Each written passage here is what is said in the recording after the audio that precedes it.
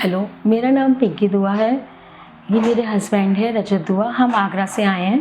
पहले इनको बीच में बुखार हो जाता था और बुखार से इनको भूख भी नहीं लगती थी और डाइजेस्ट नहीं होता था, कुछ भी बहुत प्रॉब्लम रहती थी। तो हमने वहाँ पर डॉक्टर्स को दिखाया। वहाँ डॉक्टर्स ने एक्सरा वगैरह करवाया तो वहाँ पे लंग्स में इन्फेक्शन रहा इनको। अब अंदर प्रॉब्लम बढ़ती गई। अब फिर भूख ना लगना और इतना वेट 10 kg इनका वहाँ पे वेट कम हो गया। वेट कम होना सबसे बड़ी प्रॉब्लम थी हमारे लिए। अब इतने परेशान चल रहे थे वहाँ पर हम। अब वहाँ के हमने दूसरे डॉक्टर से डिस्कस किया कि अब क्या करना चाहिए। तो वहाँ की एक्सरे में प्रॉब्लम आई कि लंग्स अंदर कोलैप्स कर गया है। लंग्स कोलैप्स कर गया है तो अब वहाँ हमने फिर एक अनुकूल जैन डॉक्टर हैं तो वहाँ पे हमने उनको दिखाया तो उन्होंने बताया कि आपको यहाँ हमारे मेदांता के एक डॉक्टर की विजिटिंग है यहाँ आगरा में, तो आप उनसे एक बार मिल सकते हैं तो हो सकता है आपकी प्रॉब्लम सॉल्व हो जाए। तो वो तो शुक्र है भगवान का कि डॉक्टर हर्षवर्धन सर हमारे आगरा में आए और सडनली हमारा उनसे अपॉइंटमेंट हो गया फिक्स। तो हम हर्ष सर से वहाँ पे मिले।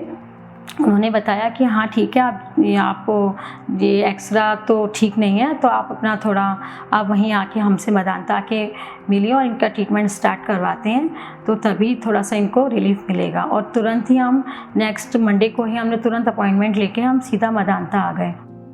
नमस्कार। जिस पेशेंट की आज हम बात कर रहे हैं उनका नाम है रजत दुआ। रजत दुआ हमें आगरा से हमारे पास रेफर हुए थे। डॉक्टर अनुकूल जैन की ओपीडी में ये दिखा रहे थे, उन्होंने हमारे पास रेफर किया था। हमारी भी ओपीडी आगरा में होती है। हर महीने में एक दिन हम आगरा जाते हैं और वहाँ के सारे चेस्ट के जो सर्जिकल पेशेंट्स होते हैं उनको देखते हैं। ये पेशेंट जब हमारे पास आए तो इनका वर्किंग डायग्नोसिस जो था वो एम्पाइमा का बना हुआ था। एम्पाइमा जो होता है छाती में पस जम जाने को कहते हैं, जिसकी वजह से फेफड़े के ऊपर और छाती के अंदर एक मोटी लेयर जम जाती है और उसके बीच में जब पस आ जाती है, जिसको सिर्फ सर्जरी के द्वारा ही निकाला जाता है। तो इसमें जो हम सर्जरी करते हैं उसका नाम है वैट्स डिकॉर्टिकेशन। तो डिकॉर्टिकेशन सर्जरी जो है मैं आपको थोड़ा सा वो बताऊंगा। ये दूरबीन की सर्जरी होती है वैट्स के द्वारा, छोटे छोटे 3 छेदों से की जाती है। इसके 5 मूल्य स्टेप्स होते हैं। पहला स्टेप होता है कि हम अंदर की गंदगी पस को पूरा निकाल दें अंदर से। दूसरा स्टेप होता है जो फेफड़े के ऊपर की लेयर है इसको पूरा निकाल दिया जाए। तीसरा स्टेप होता है कि छाती के अंदर जो मोटी लेयर बनी हुई है प्लूरा की उसको निकाल दिया जाए।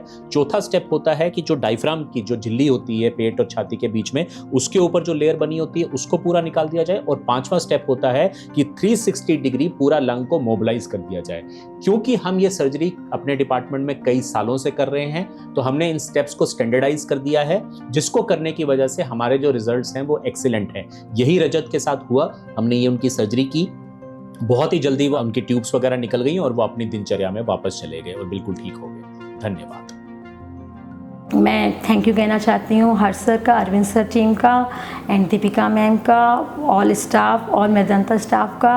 सब ने बहुत हेल्प करी। लगा नहीं कि जैसे हम कहीं हॉस्पिटल में रह रहे हैं, ऐसा लग रहा था कि हाँ हम एक मतलब घर में ही हमारी बिल्कुल केयर हो रही है। मतलब जब जहाँ जिस चीज़ की जो नीड थी बहुत अच्छे से पूरी हो रही थी। और मैं थैंक कहना चाहती हूँ। हाँ मतलब सच में डॉक्टर हैं तो डॉक्टर भगवान का ही रूप होते हैं। मेरे इनको तो सच में दूसरी ज़िंदगी मिली है। मैं ये कहना चाहती हूँ कि कोई प्रॉब्लम हो एक बंदे को अपने लिए पहले स्टेप ले लेना चाहिए। सोचना नहीं चाहिए कि हाँ हमें क्या करना है, क्यों करना है। जो दिल का है सबसे पहले वो काम कर लेना चाहिए, क्योंकि लेट हो जाते हैं तो बहुत मुश्किल हो जाती है। Thank you Arvind sir team, thank you Harsh sir, thank you Medanta staff, thank you everyone, thank you.